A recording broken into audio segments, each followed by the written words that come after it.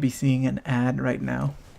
Anyway, let me start a recording and then I'll get into the intro.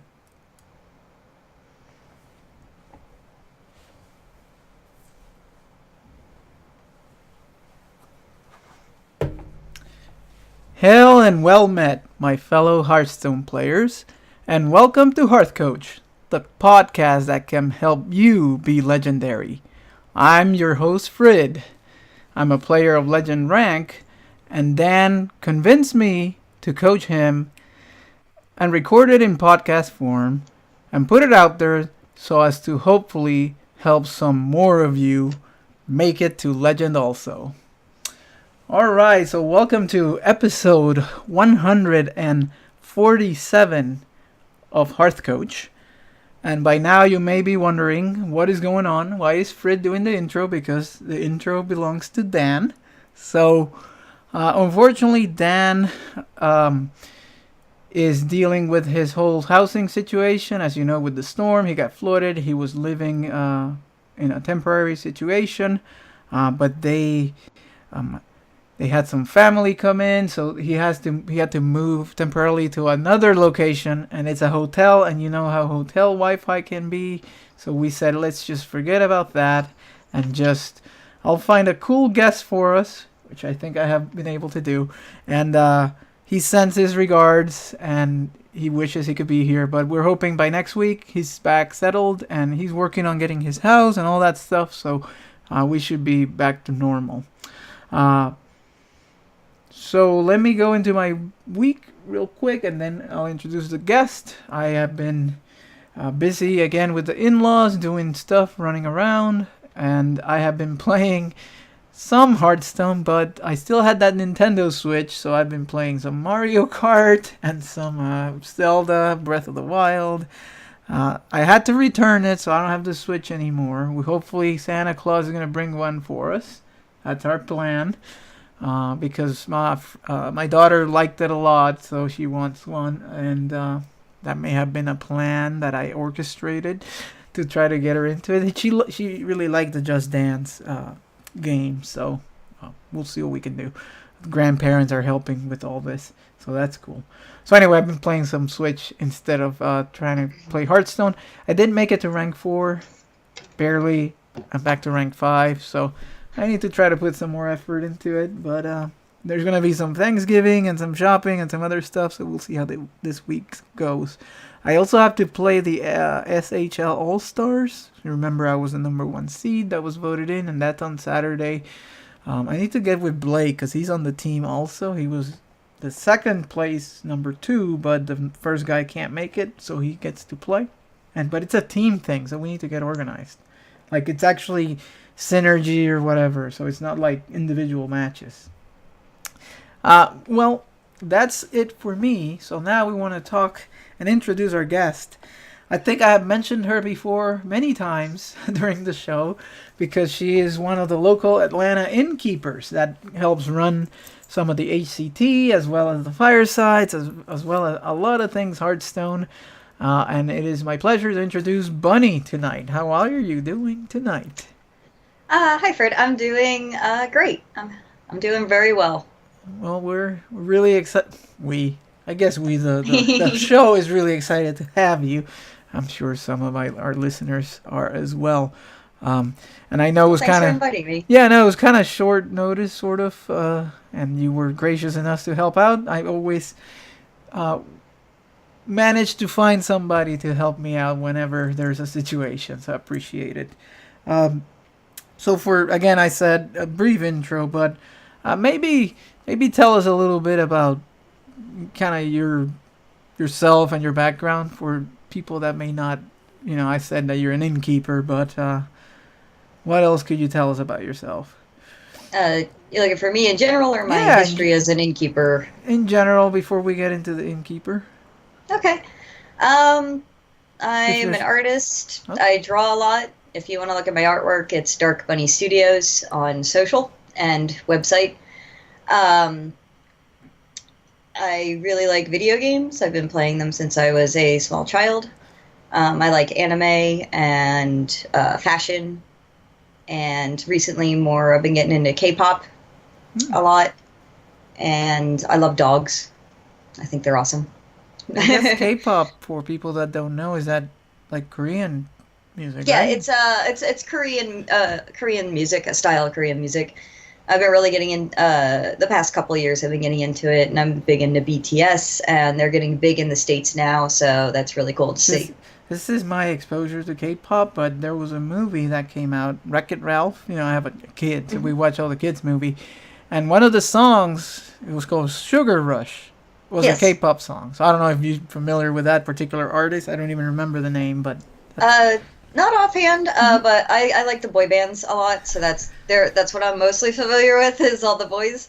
okay. Um, but yeah, BTS is getting really big in the States. They won, like I think it was a Teen's Choice Award for Most Social Artist over Justin Bieber. They were on the AMAs last night, and Oh, they're on the today. They were supposed to be on the Ellen Show and Jimmy Kimmel.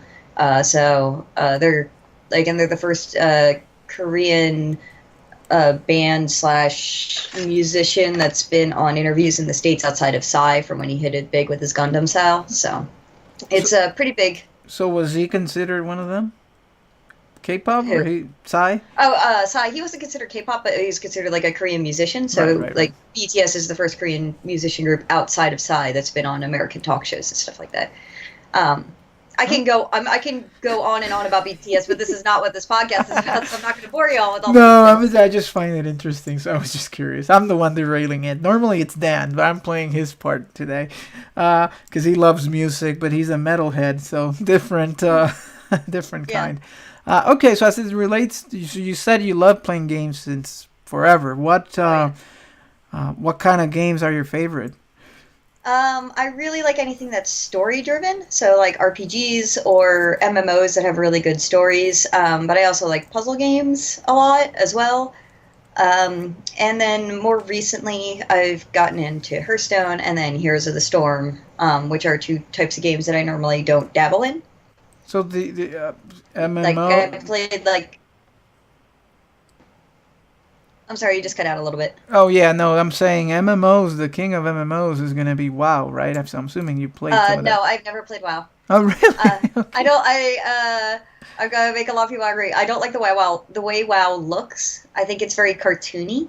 My very first MMO was Guild Wars. Okay. The OG Guild Wars. I played it with my now husband, and then the MMO that I absolutely fell in love with, like love, was Terra, which is an MMO, a Korean MMO that like no one plays. And every now and then I'll find someone, and we all have the same story of like how much we love this game and the game mechanics because the targeting system is different than other MMOs and all that, and it's beautiful. But we all stopped playing because we didn't have anyone to play with because no one played Terra. So. Oh, oh wow. Okay, so But no. it's the game that made me realize why a lot of people play as like their preferred gender that they're attracted to in a game, because there's a lot of stereotypes where like dudes play as chicks in video games, and I was like, I never really understood that, and I'm like, why wouldn't you play someone that looks like you? Because like that's what I always did. But in Terra, the men are like gorgeous, and I was like, you know what? I get it. If I'm going to be playing an MMO for like 6 hours a day, I would not mind staring at this. And now I finally get it. It's just because like what I'm going to be looking at. So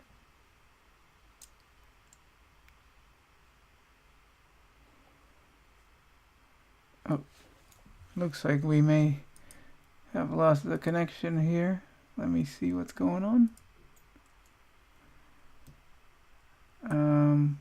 I think we lost Bunny momentarily. See if we can get her back. Um, yeah, she froze on us. Uh,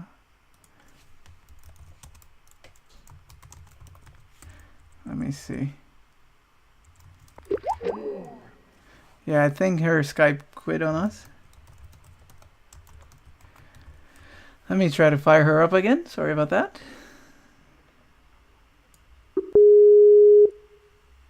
It gave up on us. We'll get her back.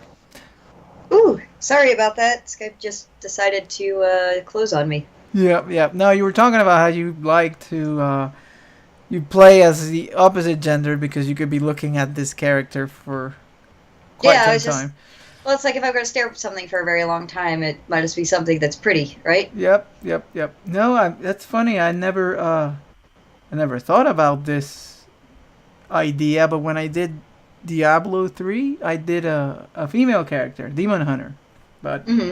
I I guess that's what the mind. I didn't know about the cliche or whatever, but I guess that's the idea. So it makes sense Well, it's just intuitively. like every other game I've ever played where there's a level of character creation, the opposite gender just never appealed to me, and I think to that extent there maybe isn't as like much variance within the male form in video games.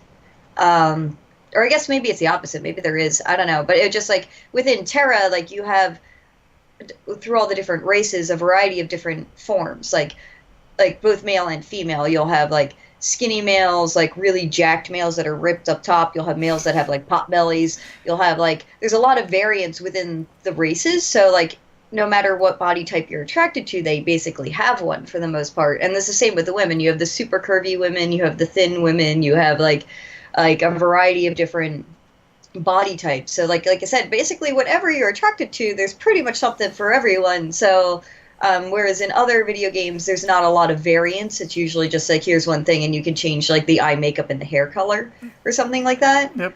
So I think it was just the first game that really had a broader spectrum that helped me realize it just clicked finally. Yeah, yeah. Sounds like the part of the artist stuff coming out in you, and that you pay attention to a lot of these things. Probably a lot of people, it's like, you just want to play the game. But yeah, that's I mean, there's a certain level of that, but like in Skyrim, like I played it. I have over 300 hours in Skyrim, and I only downloaded like 3 mods, and like one of those mods was called the Better Women mod because like you could even if you went in and you like scaled like the breasts the largest and the hips the largest and the waist the smallest, the person still looked like a stick. There was like it's like oh like it was just, it didn't do a whole lot. So the Better Women mod like actually gave you like more ability to change the person. And like I said, it usually in most video games I try and make something that looks like me, and like I couldn't with the base line with what was installed in Skyrim, so I had to download a mod to be able to make the character look like me. it was always look like a stick. That's funny. It Okay, was it's like the difference is just like so minimal. I didn't even know why they bothered having the sliders in there. got it. Okay, so you like those kinds of games. Now you said a little bit of Heroes of the Storm. That's an RTS, so that's totally different. That that took a lot of convincing. Actually, Raina, my co-innkeeper here in Atlanta, she's the one that convinced me to play because she was like, "You should play Heroes," and I'm like, I don't like MOBAs. Uh, I don't like League of Legends. I don't like Smite. I don't. It's got a very toxic community. It's like you have to know. You have to like read a freaking like Wikipedia article the size of New York to understand all the trees, to pick all the stuff, to decide what you're going to do. And she told me, she's like, no, no, no. Like Heroes isn't like that. The game time isn't an hour like League. It's like 20 minutes. You get every time you level up, you get 3 options. And I'm like, yeah, but then people gank kills. And she's like, it's not like that in Heroes. All the experience is shared. And I was like, okay, like basically everything that I had a problem with in like League of Legends or Smite, Heroes didn't do. So I was like, all right, I no longer have any excuses. I now have to try this. And I really liked it. So Okay. All right. Well, good. I played a little bit, but I essentially just dedicate to Hearthstone, and now I'm dabbling in Nintendo Switch and other stuff. So it's hard to try to get into something like that without getting into too much trouble. But I mean, I got a Switch. You should get it. Mario Kart's a lot of fun. yeah, oh yeah, yeah. Those are easy. You could play one of those sessions, and it's not 3 hours long, so that's fine. Oh, get yourself some Zelda, and you'll be Yeah, playing for 3 hours. because you're running around empty, vast space. But yes, I was trying It's to like get to get to it's like objectives. Skyrim, but Zelda. Yeah, Yeah. yeah. It's fine. It's fine. I think you know when my daughter's getting older, she's kind of doing her own thing too, so that's good, and it frees up some time. Anyway, so we go from that to Hearthstone, which is based on WoW, which both of us did not play. So I did play Warcraft 3 back in those days, so I have some of that lore, but not WoW, so I don't know anything about that. Yeah, I played a little bit of Warcraft 3, but I prefer Command and Conquer when it came to RTSs back in the day. Reina, if you ever want to talk WoW lore, you need to talk to Reina. She can like sit you down and tell you a story, man. Okay. Well, maybe maybe we could have her next time. See what that's Yeah. all about. She So she also played the WoW trading card game, which came before Hearthstone and happened IRL. So yeah, and so you didn't play Magic the Gathering, I take it either. I did for a very brief time in middle school, but I only ever had my sister to play with, and if you only ever play with one other person, it gets very boring very fast Okay. because you know each other's play styles and stuff. So since I never had anyone to play with, I just kind of stopped. Okay. There's not a scene in middle school of people playing Magic. Not when you are a nerd that nobody wants to be friends with. Okay. All right. I think many of us relate to that. So Yeah, no, I get it. I used to play card games in high school, but it was it's called briscas. These are Spanish cards. I don't know if you're familiar with them.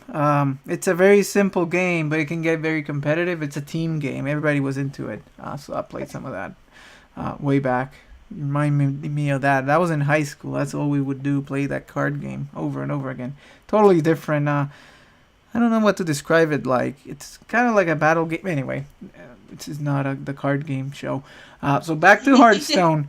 okay, heard. How did I mean, what about it appeal to you? Because you never played collectible. Well, I guess you played Magic a little bit. Was it that the fact that it was digital and you could play with more people? No, it's. I think what made me attracted to it was that like I think my husband got into like the closed beta, and I was like, ooh, I want to get in the beta of a game, and so like I signed up for it. I got in the open beta, and like I started playing, and I enjoyed it. It was fun. And it was fun to play, and I was like, oh, this is like the first Blizzard game that I've ever got any enjoyment out of or really wanted to play. I mean, I think I played a little StarCraft here and there, but like I like the campaign from the story mode and not versus real people. But yeah, so it just all kind of started out with me wanting to be in the beta of a game and like watching my husband play and being like, that's cool, I want to try it out. Yeah, yeah.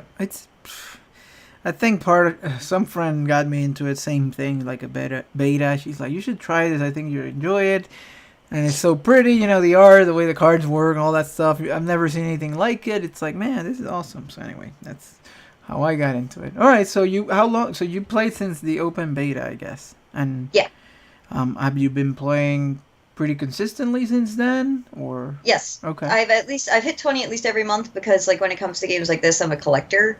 So I don't care about hitting legend. I just want to get like every card back. You want to have the completionist. Yep. Okay, that's good. And what would be the highest you've ever made it? Rank wise? 11, which I got to 11 this month. Oh, so very nice. with a little bit of Josh, he helped coach me up to 15, and then from there I was able to get to 11. But I've slid back down a little bit since then. Okay, all right. That's respectable. And get to 10, and then that's with the new floor system. You can stay there. Mm-hmm. So in terms of when you started out in the game, were you playing arenas, collecting gold? Did you like dump a bunch of money to get the cards? How you go about building the collection? Oh, I buy the expansions as they come out. Like I pre-order them because I feel that with any game,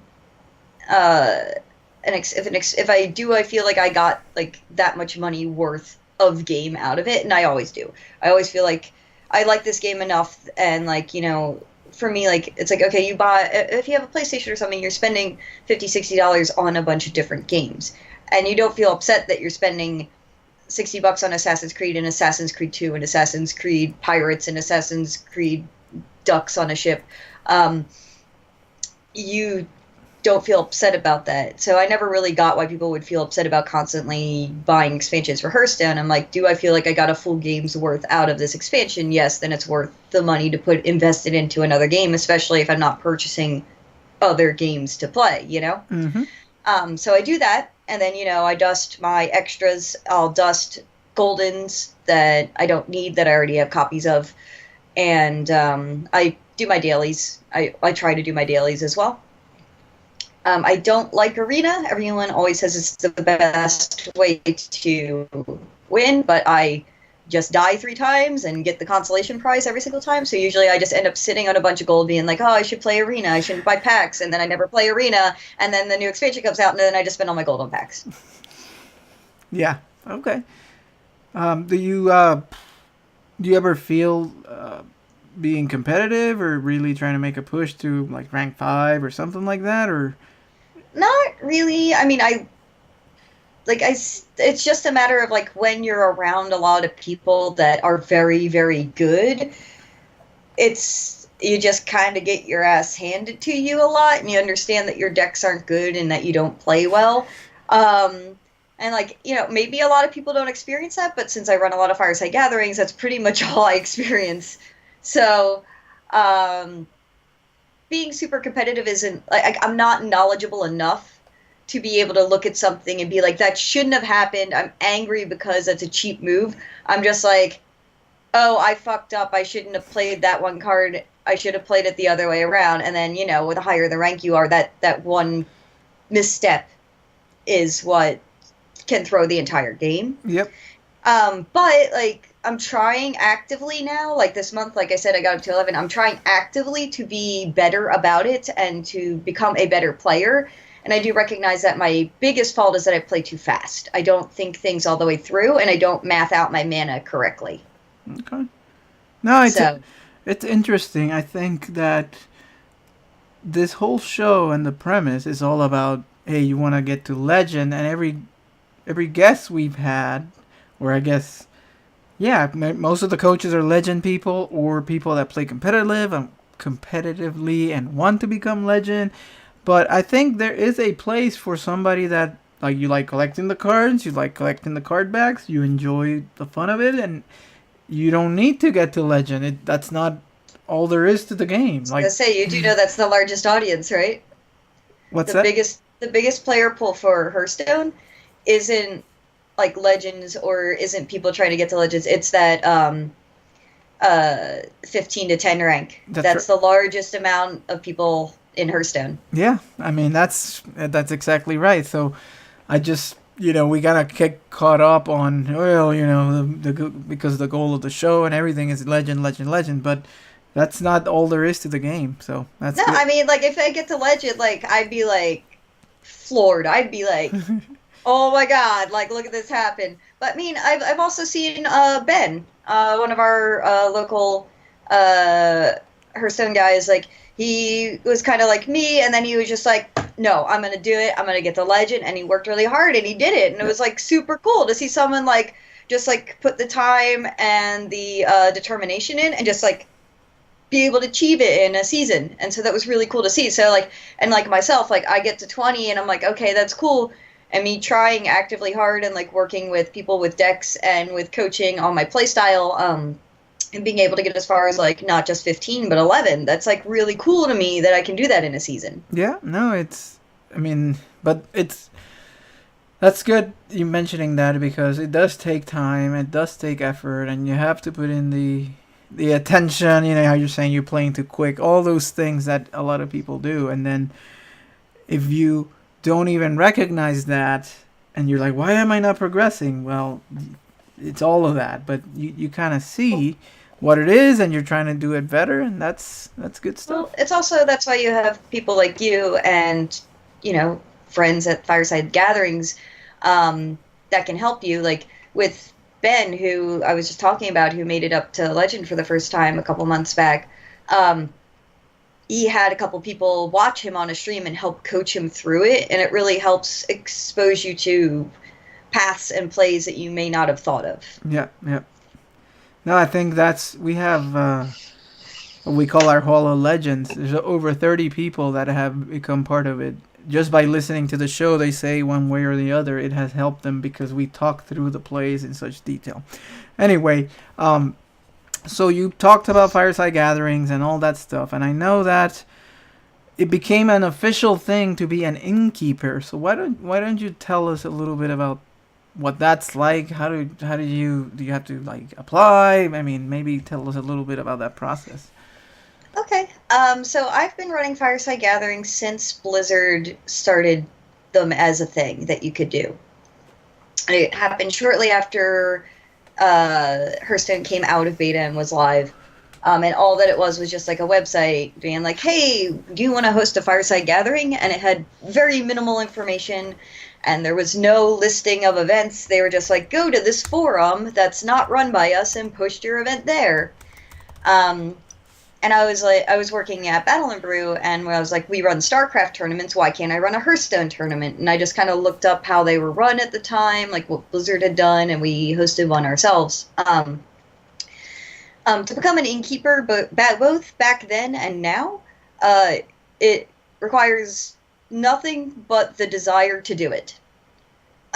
So the main requirement for hosting a Fireside Gathering is that it has to be held in a public venue. As far as who you invite, that can be restricted, like only 18 plus, or only people from this school, or only people rank 10 and below. But it still has to be held in a public space, such as a restaurant or a park or somewhere that is public that there is no restrictions on getting into. Nowadays, there are so many resources out there for anyone who wants to become an innkeeper. Like, we have an innkeeper Facebook group and an innkeeper Discord that new people are being added to all the time, and it's a place for us to discuss what we do at our Fireside Gatherings, ideas on how to run tournaments, and what side events we can do, what has worked, what hasn't worked, to share photos of our events. I think it's in Russia. It's one of the European or Russia innkeepers. They run this huge like tavern versus tavern thing over there, like all put together just by the innkeepers, and they run this huge event over there that's like grandiose. And I think like Blizzard kind of like took that they put together themselves, and like that's where the tavern versus tavern thing came from, that they hosted this year, and had the finals at BlizzCon. Right. And to that extent, I was talking to Blake a little bit about how you guys are going to compete, and he said it's a team thing. I was like, oh, like the Hearthstone Invitational this year at BlizzCon, and like the Tavern versus Tavern, both of those were team events. So they've been pushing a lot of this whole team thing going on this year. I don't know if that's associated with Blizzard with your league or not, but like it's just been a trend this year, is like working with other people and playing together versus playing versus each other, just versus each other. Right. No, there's been a lot of that type of setup where they're trying to make it a team thing, trying to make it happen. So even with the first Fireside Brawl that was available for the NEMZ was a 3v3 event. Okay. So if anyone has not ever been to a Fireside Gathering, I 100% recommend that you go online to firesidegatherings.com and take a look and see if there's a gathering near you, and if there isn't, consider making one. Now, when you go to a Fireside Gathering, there's a new feature that they implemented this year where you actually check into the gathering when you arrive at said space, and it unlocks a special interface where you can see everyone on the same network as you, so you can do a friendly duel with them. And it also unlocks a very special tavern brawl called a Fireside Brawl. And that Fireside Brawl rotates out monthly, and the innkeeper has access to it and can usually alter it in some way. The one for this current month is a pre-built deck brawl where you get a permanent buff, like your hero power is now a better one and costs 0, or all your minions have +1 attack, or all your spells now cost 1 less. And then you use that buff with a pre-built deck and you fight people, and then it tallies your wins, and it's like total wins, underdog wins, and best like turnaround wins, and the innkeeper can reset those at any given point. So at our Fireside that we had most recently, we reset it after round 2 of our main tournament, so that we would then use that as part of our side tournament. And there was one where you had to battle the Lich King, and we kept a running tally of how much damage, like whoever did the most damage to the Lich King in the battle, and we could change his health. Like, We could make him easy to defeat or ridiculously difficult to defeat. Um, So so they that's so they basically give you these options, and then you can decide sort of how to use it, like you said, to do a side tournament or to do team things or whatever you want to do. I mean, you can just leave it there. Like a fireside gathering doesn't have to be competitive. You can just show up and hang out and play. But it usually is better if you have, as an innkeeper, if you have something for people to do and you have a way for people to be more involved and you set up games and events for people to interact. Because especially if it's a first fireside gathering where the community hasn't met each other yet, getting those conversations started can be difficult. But as an innkeeper, if you put people in like a tournament situation or you give them a reason to sit down, like you're like, I'm putting you against you, it gives them a reason to introduce themselves and a reason to talk to the person that they're across from, you know? Mm-hmm. And yeah, so the Fireside Brawl just gives the innkeeper a little bit of control over it so it can be better acclimated to uh, their patrons. So, like, if I have 10 people that show up, I'm not going to set the Lich King's health to 50,000. But if I have 50 people that show up, yeah, I might make it a little bit higher so that he's not defeated in the first, like, 3 tries, you know? Yep, yep. Okay. But then, so we talked about all that functionality, which sounds pretty cool, but there's no real requirement then to become an innkeeper. I just say I want to be one, and then they'll say, okay, go for it. Pretty much. I mean, how it usually works is you go on firesidegatherings.com, you put in the venue, the date, what you're going to do at your event, who's invited to your event, and then any external links.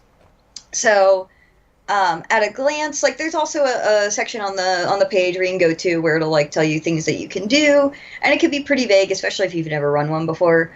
And but like I said, there's a lot of like resources that other innkeepers can help you out with. So basically, I've been trying to push Blake into hosting one because I feel like he'd be very good at it. Yep, definitely. And when he comes out, he's helped both Raina and I on occasion, especially when one of us wasn't there. He's kind of filled in as a co-innkeeper and helped us out.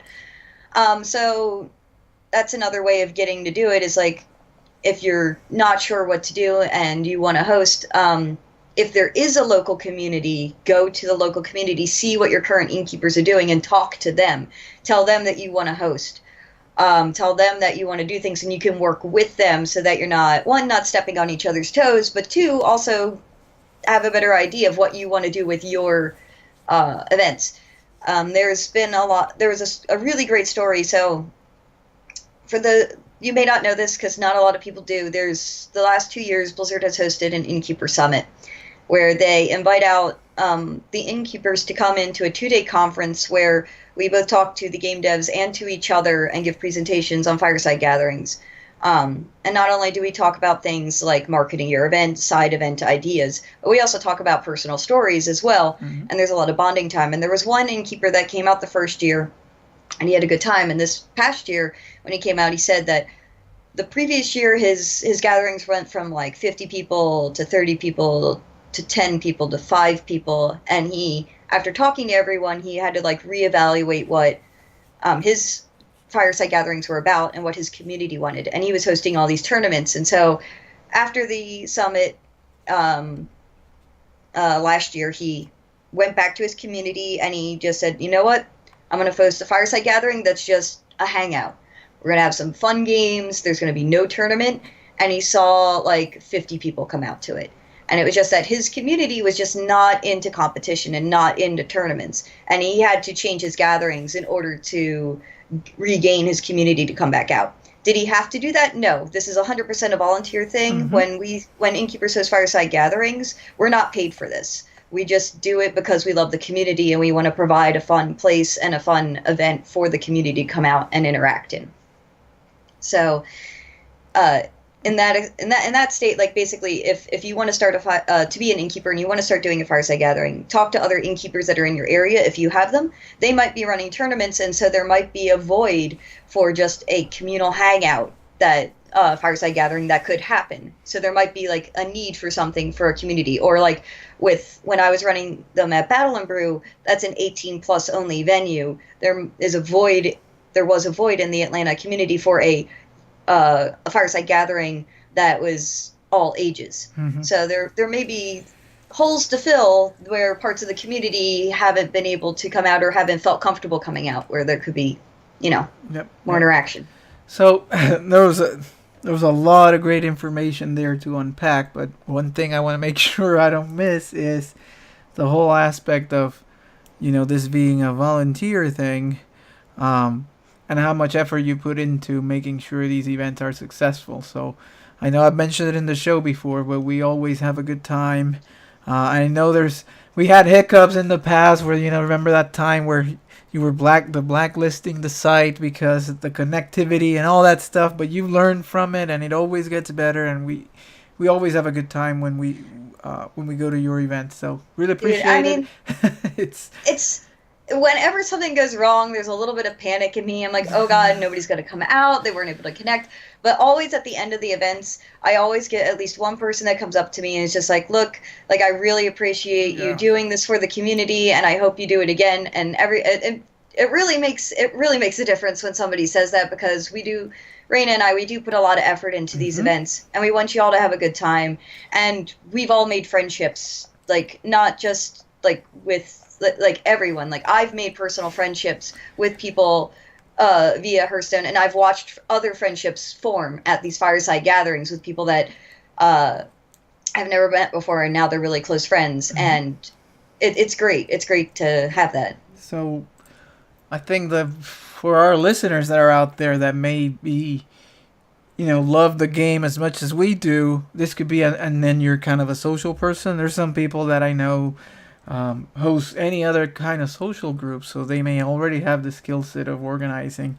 This could be another dimension to add or mix into your repertoire, which is, hey, bunch of people that like the game, put it out there and see what you can do. The first thing I did was do one at my house when you could get that card back. I had some friends come over. It's a great time. So Yeah, don't do that though.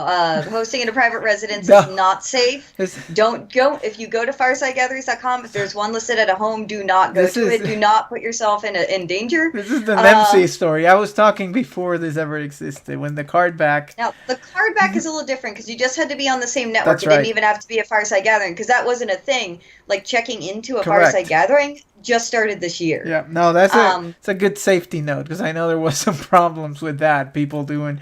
No, I was saying with private friends, people I know, not just Yeah. opening it up to anybody. But doing it I'm up. just saying, I don't want anyone to be unsafe.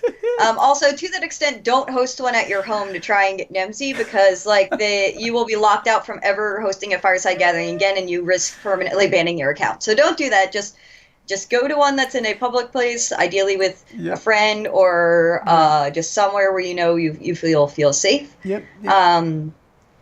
And then go from there. Again, if there isn't one in your area, if there are no innkeepers in your area, consider hosting one, and don't get intimidated by like what I do or Raina and I do in Atlanta. Like we've been doing it a long time, and we've been building up to what we are. If this is your first time, there's none in your area, just like talk to a local place that has good Wi-Fi, like a Starbucks. Definitely build up like a good relationship with the venue. Say, hey, I'm thinking about doing this. It'll just be a bunch of us hanging out, and then it could just start with just having people hanging out and talking about Hearthstone and meeting up, and then go from there and see where it goes. Yep. Don't be intimidated about having to run a tournament or anything. Just start small and just take it wherever it goes. Very good. So that's great information. I think it's a dimension that we don't talk about here since we're so focused on climbing the ladder and making it to legend, but it's a whole other aspect to the game. And I've been to a bunch of these. I try to, you could give me a hard time because I don't go to every one, but I was gonna say something, but yeah, it's all right. You can dig your own grave. yeah, it's fine. I try to go as many as I can, and Yeah, I haven't seen you at the last two. It's cool. no hard We're not feelings. hurt or anything. It's all right. Now, you come out for that tavern versus tavern, but you can't come out to a regular one. It's okay. I get it. Okay, that's fine. I deserve it. And yep, and they're always a good time. You get to hang out and talk to people and people that love the game, and you start talking about just the game, and you make friends like Bunny was talking about. So it definitely, I recommend it highly. Get to see some cool decks. Yep, yep. And if there's competition, you get to see that too, which is pretty neat. So anyway, let's see. Anything else? I guess two more things around Hearthstone, then we'll move on to the deck. This has been a great talk. It's normally not as long, but this is very good content that we haven't had before. Yeah, sorry I talk a lot. My Hearthstone just closed because Yeah. I wasn't doing anything yet, so I'm gonna boot Mine it back too. up. It's fine. If you let me go, I'll just talk forever. So Yep. No, a lot of people like to know what is your favorite class, and then think of your favorite card, and it can be past, present, or future. If anything Okay. comes to mind. Well, my favorite class is Priest. I'm not the kind of person that can ever like optionally take damage, and if I can heal myself, the better. So, I like Priest the best. Okay. Wow, that was out of favor for a very long time, but it's now really good if you like Priest. I do have a Dragon Priest deck that Blake helped me build. And I was like, when we had like the last not expansion, but the last card thing with the mammoth, I was just like, oh, what do I change? And he's like, it's good the way it is. Blake. That was my great impersonation of him. As far as a favorite card, See I don't know if I have a favorite card because it's like, oh, people like Patches because of like his usability. I like cards based on their card art and what they say when you play them. Yeah, it doesn't matter. It's whatever your favorite is. It could be for any reason. Like my favorite one for a while was Ogre Magi. Okay. Just because it made me laugh every time I play him, where he'd be like, "I'm ready, I'm not ready," and it just made me laugh so hard because. I mean, when you. So I put him in a lot of decks just because I like that, and that that's not the best way to like rank up at Hearthstone. So I eventually phased him out, but Yeah, I think that when I was starting and I didn't have any cards, that card went into some decks because it's a 4/4. Yeah. It's okay. So yeah, and it is funny when he used to say that. There's that Jaina video that I think it's like very old, and it has that card. There was a new one a new video that was put out that was an animated one that was pretty funny. I posted it in the group. You should check it out. Yeah. Cool. Well, anything else that you want to mention or plug before we get into the gameplay part of this? Not really. Just that fireside gatherings are a lot of fun. I highly recommend that you try to go to one. And if you are, there's a lot of them recently because of Nemsy. And so if you aren't sure as to which one is like a good one to go to, try and find your local community on Facebook. There's usually a Facebook group if you're at least in the States anyway. And see if you can't find them, and then check their events or ask there what are some good ones to go to, and they'll tell you which ones have been around for a while and which ones are trusted. If you're worried about because like I said, in Atlanta we went from having maybe 3 events in the area to 3 pages worth of events, so it can sometimes be a little bit confusing trying to figure out which one you want to go to. Yep. But I keep saying it's worth checking it out. So.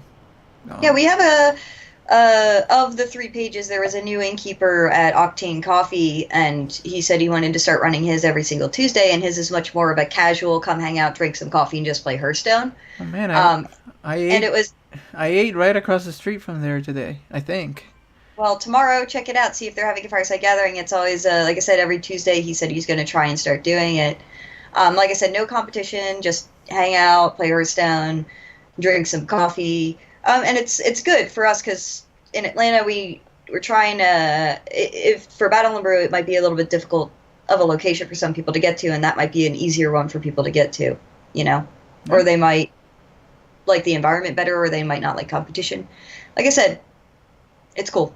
Just anywhere and everywhere that you can find it and convenient, and there's now different styles if you like more. The competitive or the hanging out or the coffee or the adult version, like for late night and alcohol and anything. So I mean, that's me. Like we've been doing some of the Wasteland, which is a game shop. There's the one at the Octane, which is coffee. I've been running the ones at Battle and Brew, and I've also been talking with my parents' basement, which is more of a bar. So, yep. Whatever tickles your fancy. Yep. Very good. All right, so moving on to what we're going to be playing. I've been hearing from you about this deck for a very long time. So if you didn't play it in the show, I would have been disappointed. So I'm glad. Well, I'll have you know that since I usually roll with Get to 20 every month, I generally just copy deck lists off the interwebs and fill in the voids with the cards I don't have. But this one I put together just for you. Okay, perfect. So can you tell us what we got here? All right, so I'll go through all the cards. Do you want me just to read their names? Yeah, you can read the names, and because they may warrant some explanation, especially if they're newer, because these are not ones that we usually see. Okay, so this is my Murloc deck, and it's a Murloc Shaman deck, and I have Burgle as the skin. So I like Murlocs a lot. I made a Murloc onesie for BlizzCon. I made one for me and Reina and like 3 of my friends, so we were just like this pod of Murlocs walking around. I think Murlocs are funny. They make me laugh, and so I really like them. So... And when Murloc Shaman kind of became a thing, I was like, and Murloc decks in general, because they had more Murlocs, I was like, oh, yeah. So this deck has Dead Scale Knight, Grimscale... 1/1 Lifesteal Murloc. Yeah, got it. Exactly. Grimscale Oracle, okay. He's a 1/1 cost Murloc. There's 2 of him. Murloc Raider, Murloc Tidecaller, which... gains attack every time you summon a Murloc. There's 2 of him. The Murloc Quest, where if you summon 10 Murlocs, you get Megafin, who then will populate, when you play him, he'll populate your hand with random Murlocs, including Murlocs not from different classes, because there's some Murlocs that are specific to specific classes, and you'll go get those, which are really good if you get some of those. Like Hydrologist, for example. From Paladin. Yep. So Blowgill Sniper, Battlecry deal 1 damage. Bluegill Warrior, he's the charge Murloc. There's 2 of him. Burlock, who is a Murloc who will freeze an enemy when he hits them. We lost to this in the Tavern versus Tavern. Oh, did you? Yes. I don't want to talk about it. Let's move on. Okay. So moving off of Murlocs, here is a spell, Ice Fishing. Draw 2 Murlocs from your deck. Oh, okay, makes sense. Murloc Tidehunter, Battlecry, summon a 1/1 Murloc rather. A non-Murloc card, Primal Film Totem, where at the end of your turn it'll summon a Murloc. There's 2 of him. Just to mention, the quest is based on summon, not play, so that's why all of these summon ones work out pretty well in this deck, because it's based on summoning, not on playing from the hand. So anyway. Yes. There was someone who made this totem at BlizzCon, and I got a photo with it. It was great. It's like something like as tall as me. They were carrying it around. Rockpool Hunter. He is one of the cavemen Murlocs, and his battle cry is give a friendly Murloc +1/+1. Cold Light Seer. Battle cry, give your other Murlocs +2 health. There's 2 of him. Murloc War Leader. Your other Murlocs have +2 attack. I didn't have him. You had to unlock. You had to get one of every Murloc before you could get this card. I think, if I'm remembering correctly. Well, that was what's his name? The legendary. That was. Oh, well, never mind. I just had to craft this guy. Old Murkai, yeah. This guy That's it, Old Murkai. That's right. This guy got nerfed. Doesn't do health anymore. So anyway, the war leader. Yeah. Primal Fin Lookout. Battlecry, if you control another Murloc, discover a Murloc. Okay. Considering that all my minions are Murlocs, that's pretty good. Call in the finishers, summon 4 1/1 Murlocs. Now, this is basically the whole goal of this is usually to fill your board with Murlocs and buff your Murlocs and just face the bejeebus out of the person. It's pretty much a lot of early game. If you don't have it by early game, at least as far as I've played, you're just done. Gentle Megasaur, the one not Murloc in the deck. Battlecry, adapt your Murlocs. Finja the Flying Star, stealth. Whenever this attacks and kills a minion, summon 2 Murlocs from your deck. Yep. Corrupted Seer, Battlecry, deal 2 damage to all non-Murloc minions, which is convenient since I only have 1 non-Murloc minion. Oh, yeah. And then, 2, I guess there's this guy here, Mr. Sated Threshodon. Death Rattle, summon 3/1/1 Murlocs. Okay, so that's the deck that I put together of mostly Murlocs and everything that affects Murlocs. Wow, no spells essentially other than ice fishing and the finishers, I guess. I mean, if you want to help me build a better Murloc deck, I'm down. Yeah, no, we could try this. I was thinking, it would be too many changes, but I'd like to see what this does. I've never played the quest. Okay.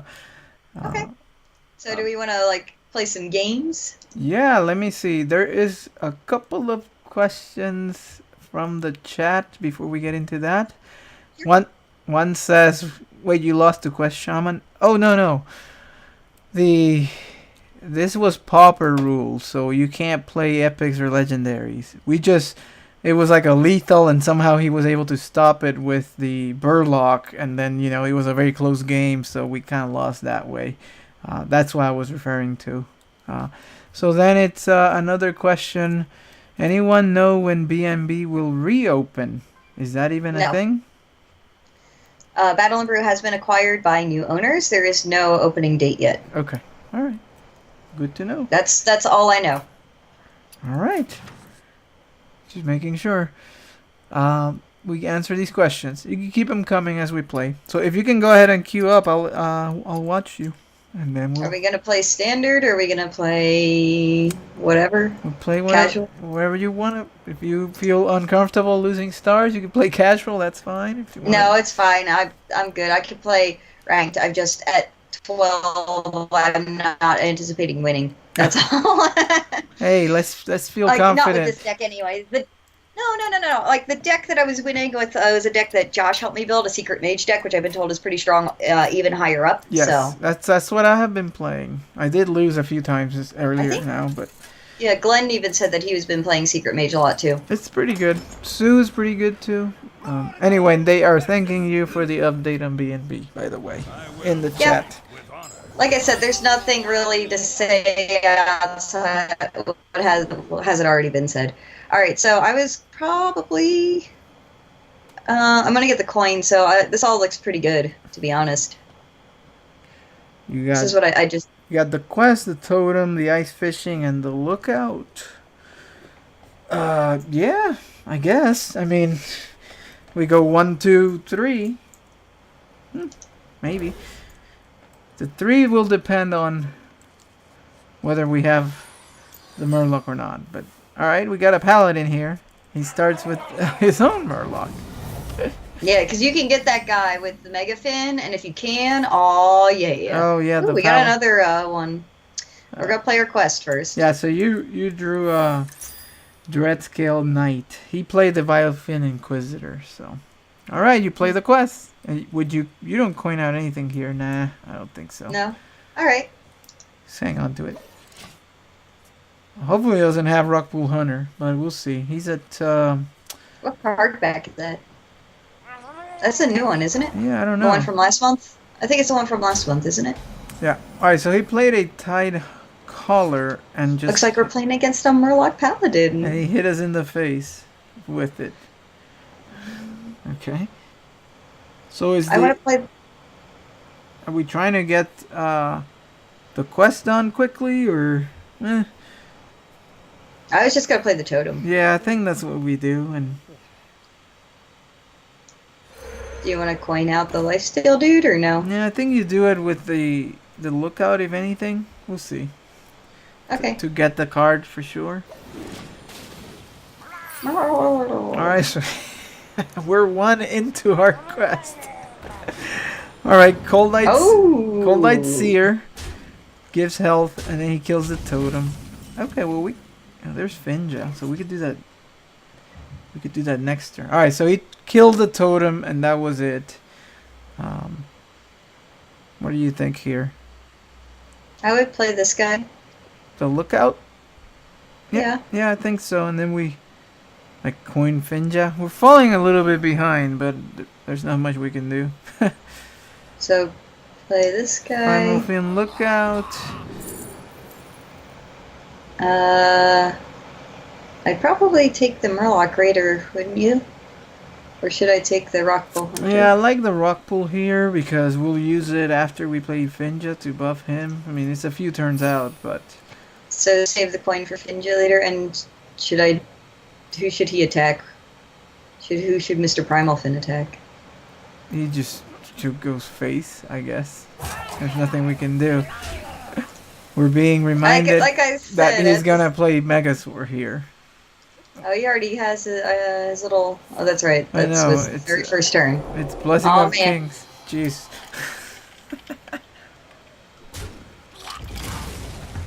Yeah, we're gonna get hit for a million. Ouch.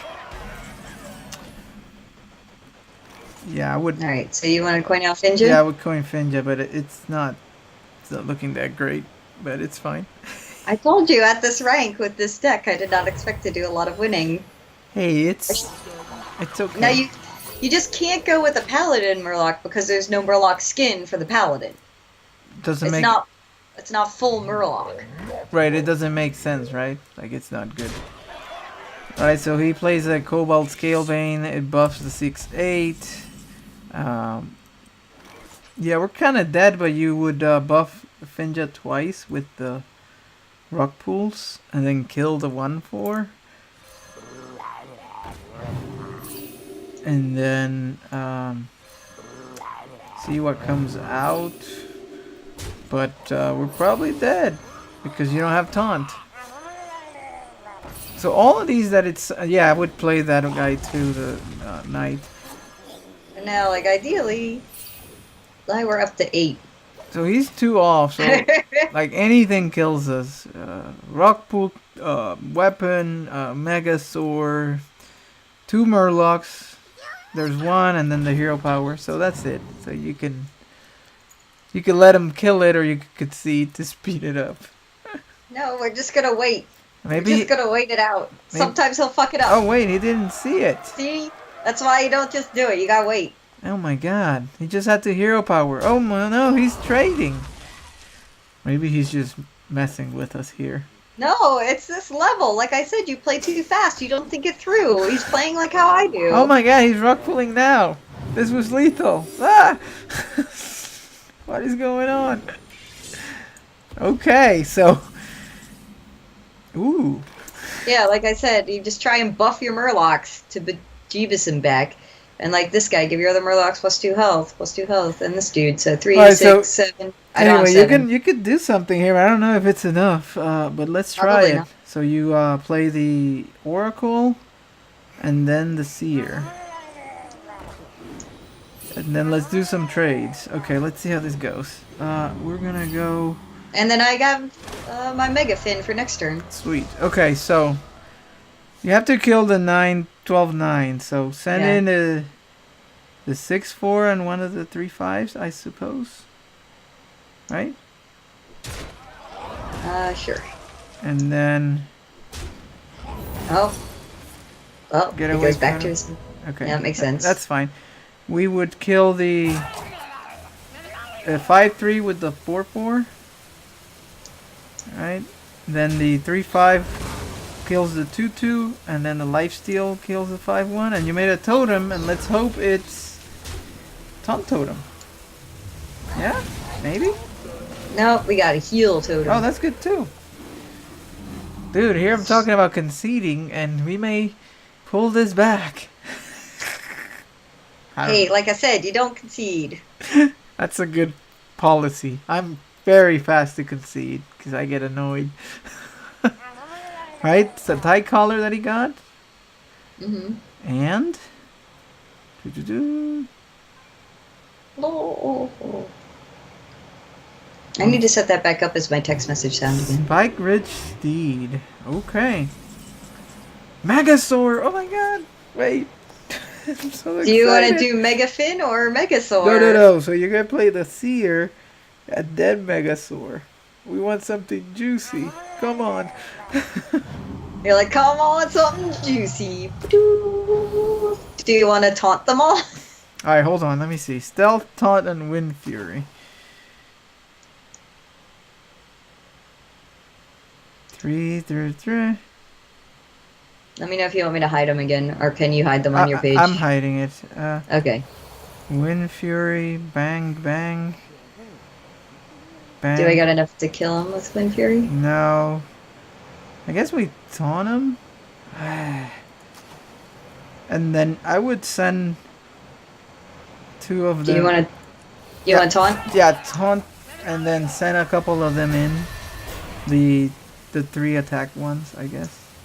Leave the Grimscale alone. Oh yeah, because he's helping buff everybody right now. We'll get some health here. Okay. Well. Is this Tyrion? Bone Mare. Oh my god, that's the biggest Murloc out there. It's a 7/6. I've buffed Murlocs bigger. Okay, so he's killing the right one in this instance. Oh baby.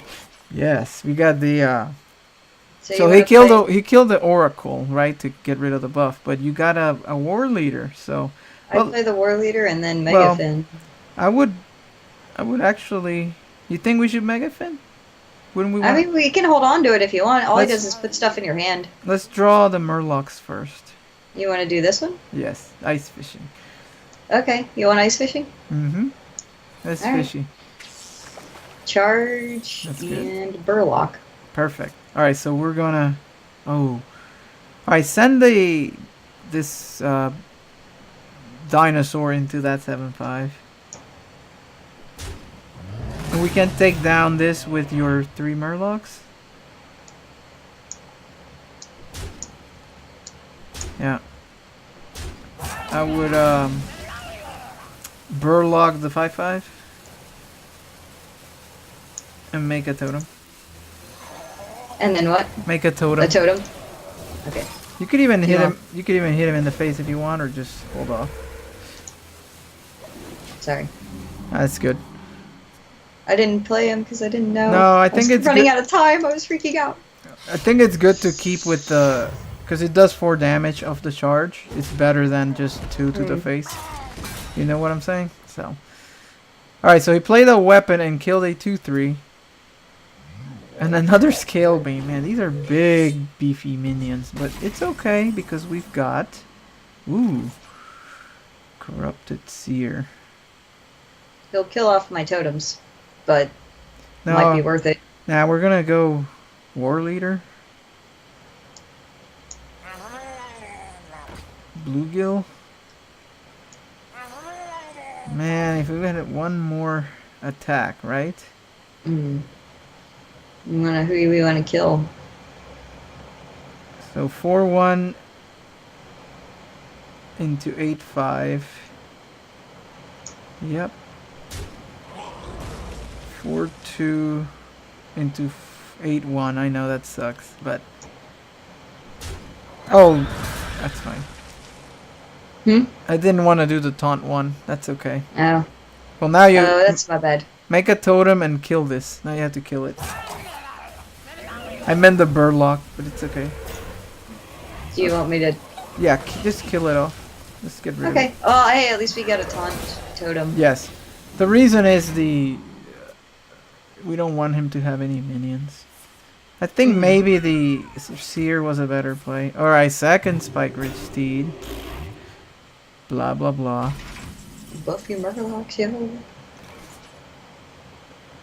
Okay, so... Do you want to play Megafin? So play the Raider to get it out of your hand, and then Megafin, right? Yeah. Get ready for nothing but Murlocs. Another Burlock would be nice. Come on. What do we got? Alright, we have your options. We got Primal Fin Champion, Murloc Tidecaller, Coldite Oracle, Murloc Tidehunter, Grimscale Oracle, Murloc War Leader, Primal Fin Lookout, This is hilarious. Sea Devil Stinger, Finja as well. So that's what we got from Megafin. I'd play the war leader, most likely. So you don't have room for much. Or the wait, what's this? Yep, too Oh, late. that's fine. Done. Do you want me to hit him or just leave it? And just leave it. No point hitting here. What could he do? He could bone mare, but that's not enough. So we're still in it somehow. Well, he can This is he can clear the taunt with his weapon, and then he can hit me with the 5. oh boy, he played a Fear of. Oh no, Oh no! not Wind Fury. He gives him divine Wind Fury, then We're I'm dead. Yeah. Plus 3 attack. That does it too. Man, Hey, but look how long So, we carried it through, I- man. I think the time where you kill the taunt one, because we needed that to protect our face. You had to use the Burlock. I was gonna leave the dragon up. So anyway, close. Hey, it still lasted a little bit longer than you thought it was going to. Well, because he messed up. He should have died like 5 turns ago. But hey, we almost turned it around. So Not used to people messing up at your rank. At my rank, we do it all the time. no, they what do you call it? They have everything always, and they use it effectively and kill you without cards in their hand. Exactly. Alright, so the dinosaur's going away. I would get rid of the Cold Light Seer, because that seems like a more late game card, right? Yep. Keep the Tide Hunter, and keep the quest, right? You could keep the Seer even. I don't see why not. If you can buff those 2/1/1s, it's fine. Oh, that's a good point. That's a good point. I mean, this is very optimistic. Oh, there you got the Ooh. finishers too, so we could do it after that. Somebody saying or screaming, I would have kept the lifesteal on the board. Possibly, we could have kept it, but we should have kept the taunt on the board also. So there's a couple of things there. Okay, he didn't do anything, so that's good. Quest. Yep. Let's get that quest done. Yep. I mean, if you see a Murloc Shaman with a quest, you're just like, You're yep. just scared. Like, what happens now? I'm dead. No, you're not. You'll be fine. Blood Mage Thalnos. Holy crap. Oh, you play that instead then. What we just drew was a bluegill sniper, so you can snipe it. Sniped! I'm scared though. Thalnos? I don't even know. What card back is that? Jade This is Blossom. all I care about. Jade Blossom. So this is Jade Druid, right? Yeah. Can buff some Murlocs, can bust out. I would bust out some Murlocs with a Tide Hunter, personally. It opens itself up to swipe, but that may not be the worst. You want to get it out of the way before you pull on this one, then. Yeah, so throw out the Tide Hunter, and I would I think I coined the Rock Pool and put it on the 2/1. Okay. The one that has attack, right? Yeah, and you could just hit him in the face. It's fine. Face. So then we're 4. Let's see. Then we can, if he swipes here, cleans out everything. Then we go into the finishers. Yeah. Let's see. Then you plus. Oh, you God. Buff him. Oh. At least you didn't get the biggest one. We get him play around MCT. Okay, so he got a 2/3 and he's killing a 1/1 and a 2/1 with his minions in face. I think we still finishers, right? I mean, yeah, I'd fill the board and buff him. well, next time, yeah. And I kill the MCT, I suppose, right? And this. Oh, mind control check. Yeah.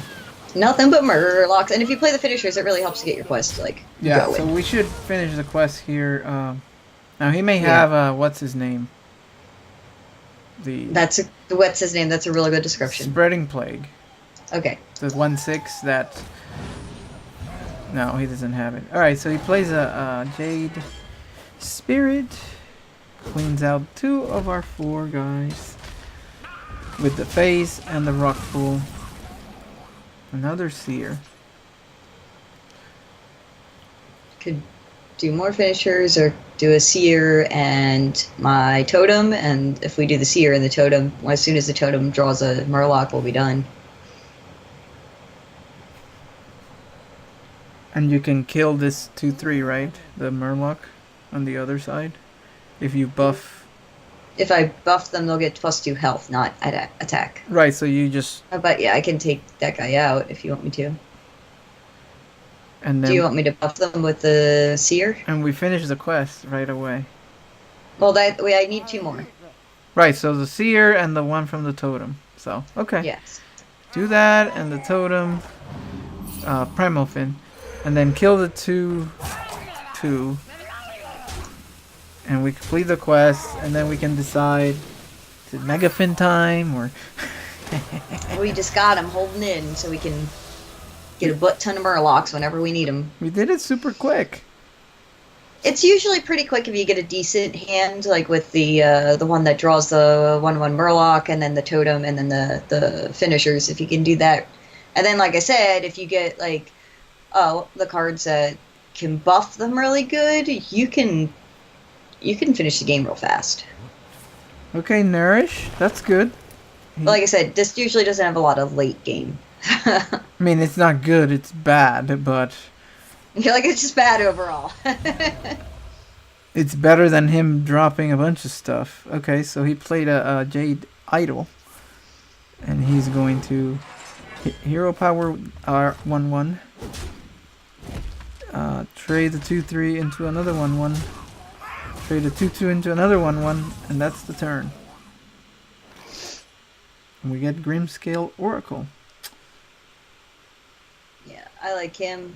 Play him with the finishers, and they all got a super buff, but they'll just take him out next turn. Yeah, I think then. I would play the big guy. Play Megafin? I mean, first Oracle and then the big guy, so we get an extra Murloc.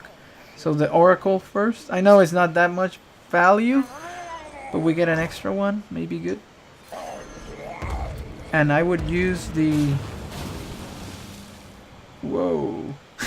Oh. Okay, so we got Murloc Tidehunter, Cold Light Seer, Murloc War Leader, Bluegill Warrior, Murloc Tidehunter, Deadscale Knight, Cold Light Seer, Grimscale Chum. Yeah, those are all the new ones.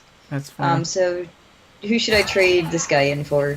Any? The 3/3 probably just trade it away. That's okay. Okay, so we have a lot of Murlocs to choose from next hand, but I'm going to burn a Murloc when I draw. Yeah, and these are... That was another consideration. Maybe hang on to the Grimscale, but... Oh god. He plays Coon. Swipe.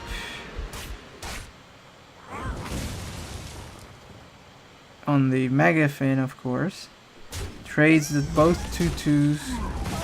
And Aya Blackball. Well, that's annoying. Treshadon. Lost a Megafin. Megafin, was it? No, Treshadon. Treshadon. Alright, so is We there got options. anything we could do here? You could Bluegill and War Leader to at least kill a 4/4.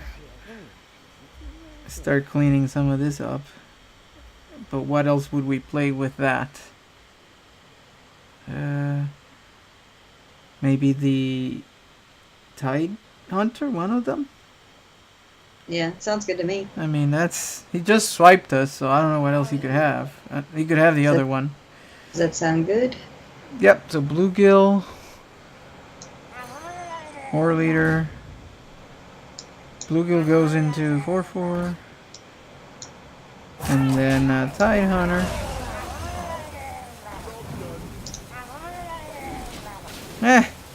So many Murlocs! That's kind of the benefit of Murloc decks. Oh, Is, he has the other... Usually they can like board wipe, and then like next turn, so... here's like 7 more Murlocs. Like they just keep So coming. he had the second swipe. He drew last, which is one of my pet peeves. He gets Wrath of the top. So anyway, he has no cards, but he's getting all the answers to our board. We'll refill again and see if that is enough, but it's a little bit annoying that he had the other swipe. So he hits us, we're down to 15. Right, so how much can we put out there? Summon 4/1/1 Murlocs and then buff them with health and attack. I would Right? play the 4, 6, 7, 8. Yeah. the 4/1/1s and then the lifesteal guy and then the seer, right? In that order? Yeah. Okay. Yeah. So finishers, Finishers. then Dead Scale Knight. Yeah. And then the seer. Let's see here. Watch him have the spreading plague just because he just wants to be annoying. That's as if we're not dead because he used both swipes, but well, we are dead. He has Malfurion. Oh, UI. Forgot about that. Yeah. Womp womp. So the Mega Fin with both swipes and all that stuff. I like how I have to wait for him to finish drawing before I die. Yeah. That's why you concede. No, I'm kidding. We almost won one with no conceding. I'll slide that slippery slope all the way back down to 15.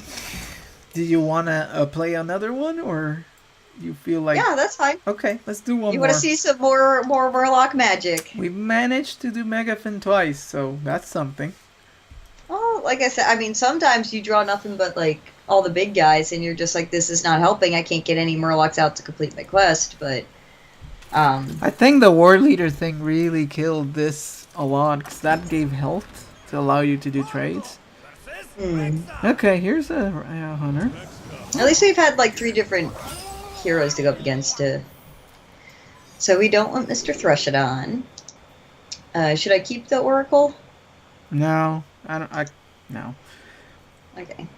I wouldn't keep him either. We just like to see what...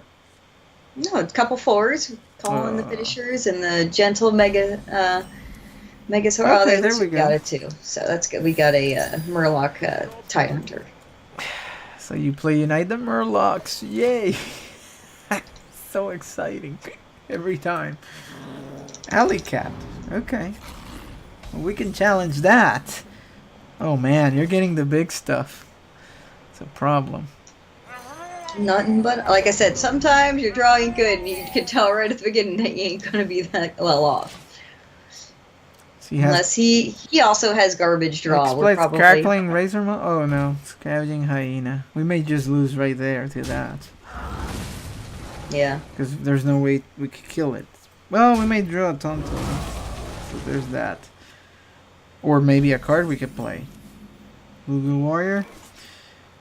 I don't know. We could take 2 off, but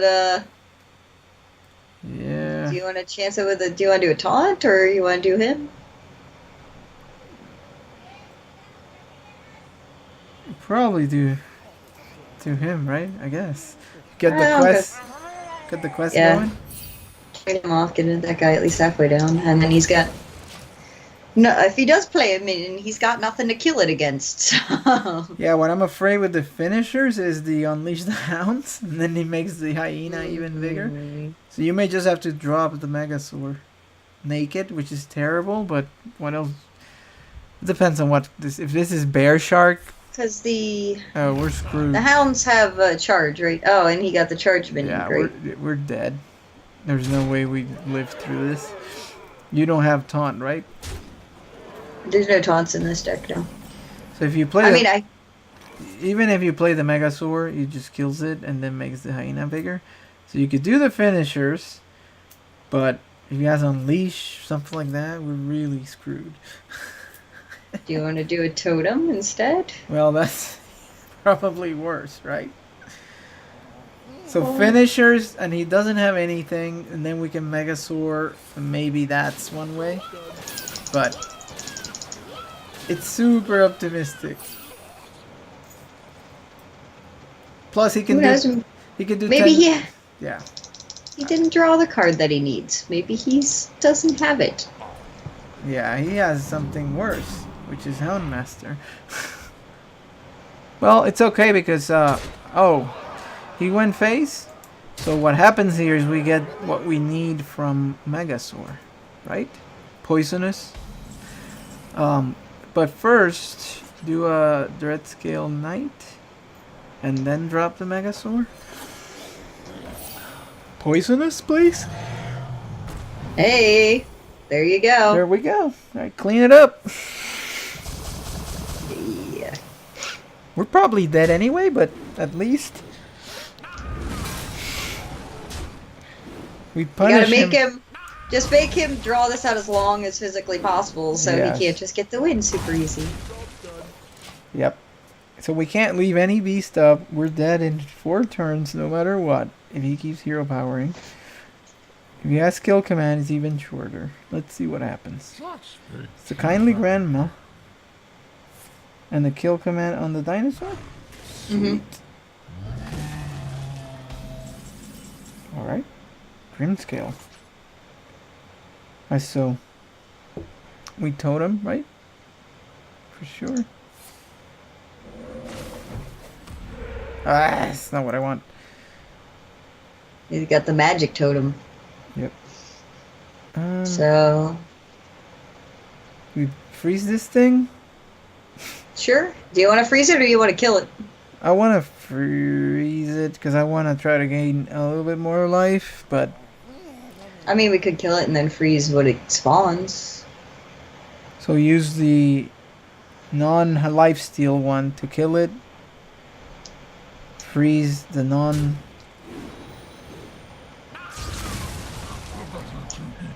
Yeah, and you want to hang on to the Oracle?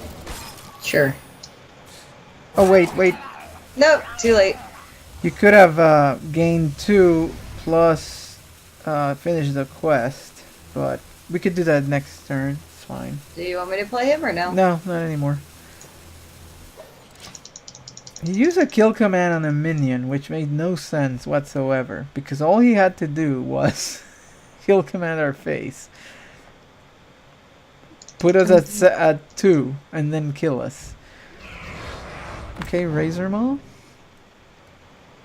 So again, we're seeing some of these suspicious plays. Stealth. Okay.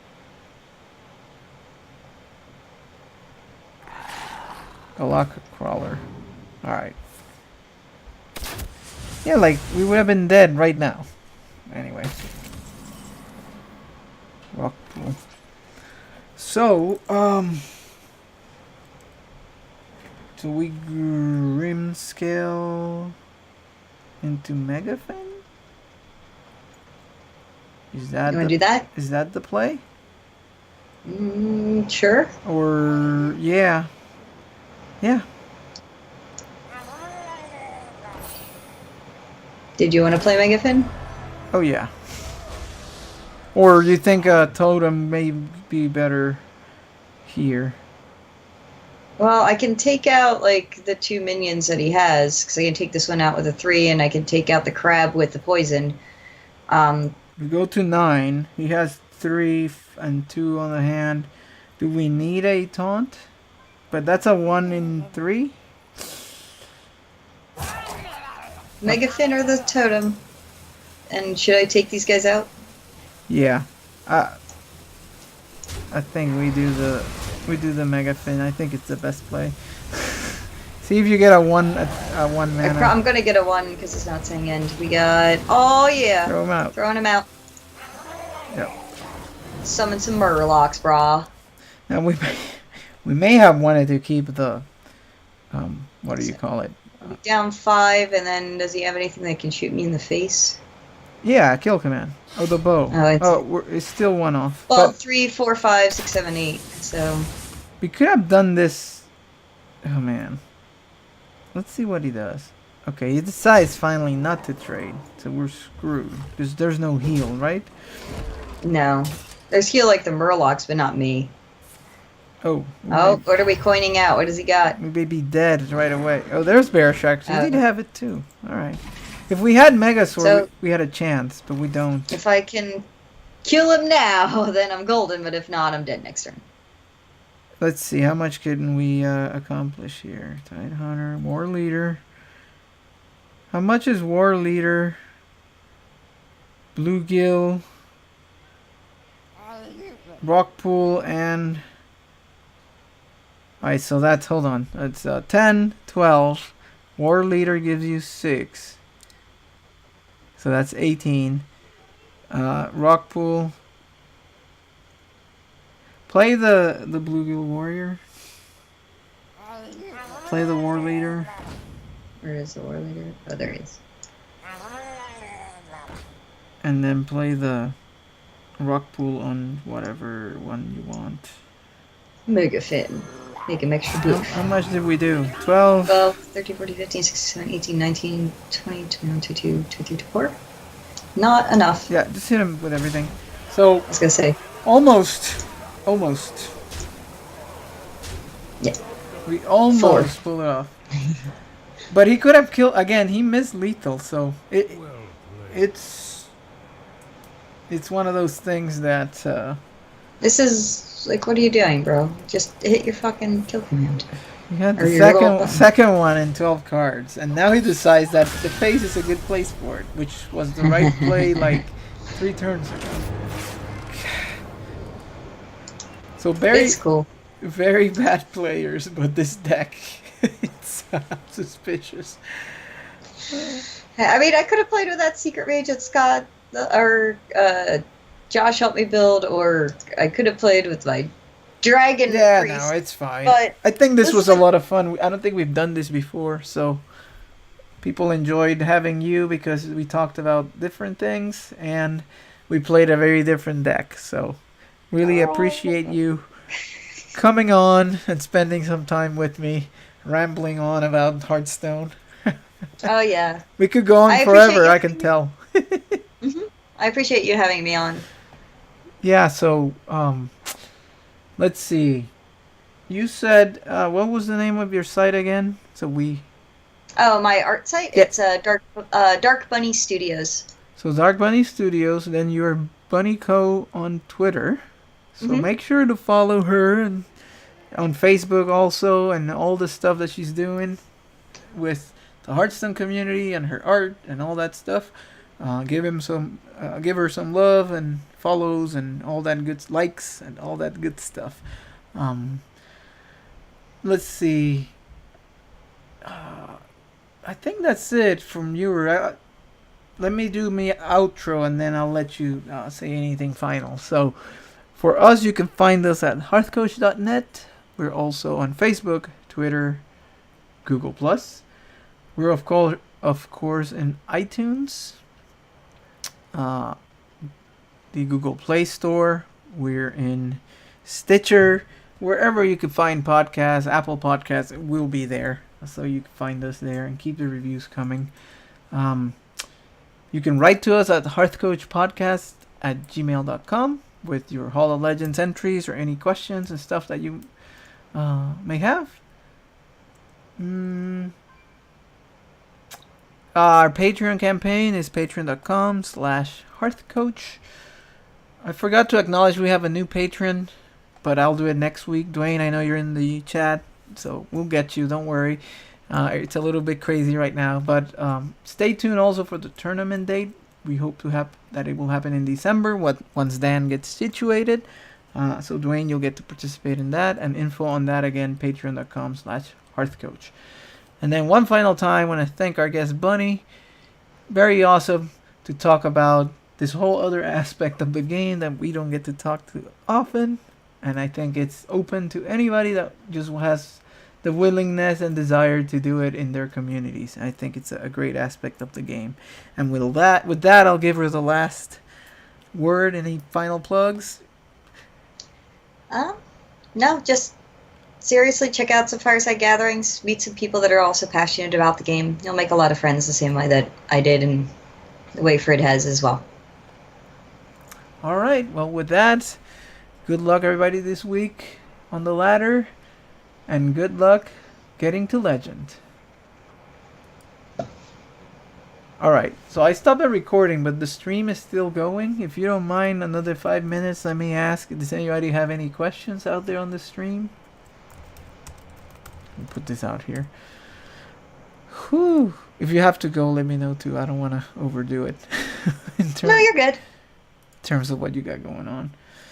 So this is right now the studios sit in the guest bedroom. This is where my in-laws are staying, but they know on Monday nights I got the room for at least a couple hours before they come in here. So I gotta They're move patiently waiting. I gotta move my chair and do all kinds of stuff. So, it's interesting. My guest bedroom is a futon couch in my living room. I know this is a full-blown bedroom with this thing on the corner, the desk with the 2 monitors and all that stuff. Oh, it's something else. Yeah. When we bought our house, it had 3 bedrooms upstairs, and it's a split level, and it has like 2 rooms downstairs. And so instead of having like a guest bedroom, we have my studio, which has my computer and all my art stuff in it, and then the other bedroom, we have the master bedroom, and then we turned the other bedroom into a wardrobe because the closets in this house are ridiculously small. And then downstairs there's my sewing room, and then Sean took. We used to have the bar area where it was like a entertainment area, but Sean took it over, and that's now his studio where his computer is. But he has since just gotten a laptop and just lives in the living room with it now. Nice. What does he do? He's an artist too, or not? He is a musician. A pianist. He plays the piano and he sings. So he also has his piano down there. But he also currently is working for Starbucks as a manager. He loves coffee. The goal is to eventually open up a coffee food truck and drive around to college campuses and movie sets and vend delicious, hot, caffeinated beverages. Not bad. Sounds like a good idea. Alright, we've got Blood Moon Zero saying goodbye. Thanks for coming. Baron007, thanks Bunny and Fritz. See you online. And then Craptasm says, thanks Bunny. Wish you were up here in New York City to put some firesides together. Definitely tell him to check out Fireside Gatherings in New York. I know there's a number of innkeepers, at least in the Philadelphia area. So I'm sure there's some in New York somewhere. And if not, then... Hey. I'd be surprised if there isn't anything in New York City with so many people. Like, I would be pretty surprised as well. But you never know.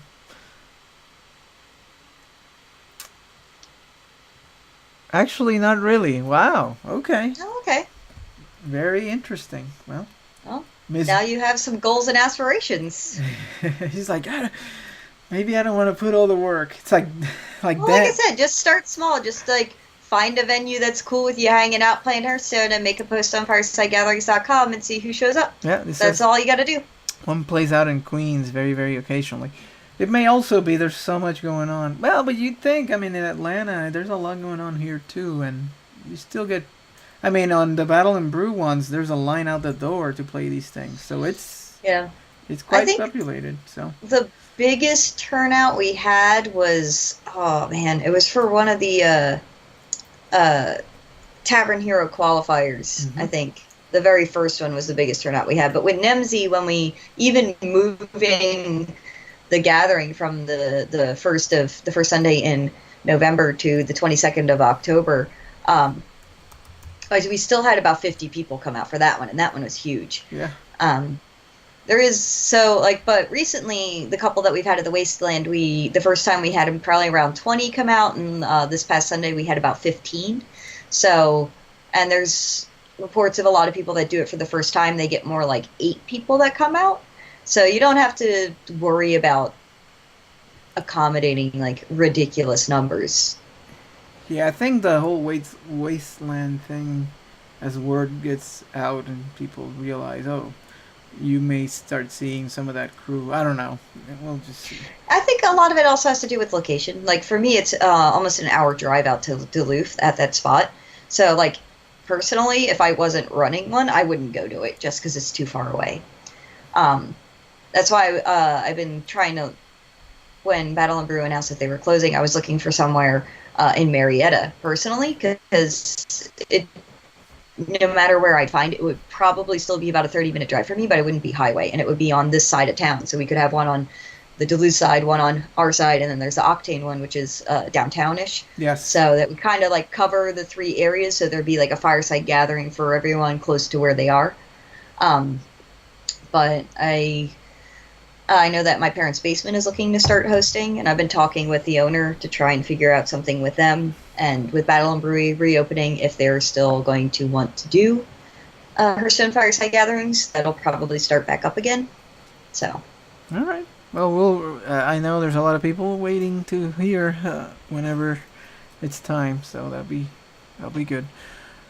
Oh well, I think there's not gonna be any more questions, so we could probably close it down. But I was gonna mention that I host Language Hacker probably, so if you want to stick around, I'll host him for sure.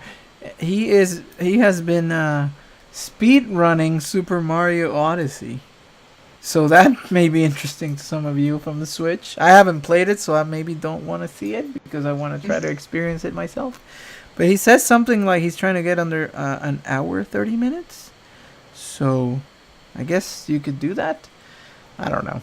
I was watching one of these days history on the original Super Mario on how you could finish it in, was it like 5 minutes? It's some, no, maybe it's 3 minutes. I don't remember what it was, but and how they shave off like milliseconds and frames and all this stuff. People get really into this stuff, so crazy. But anyway, I think that'll do it. So thanks again, and thanks everybody that came out to hang out. We'll talk to you next time. Good night.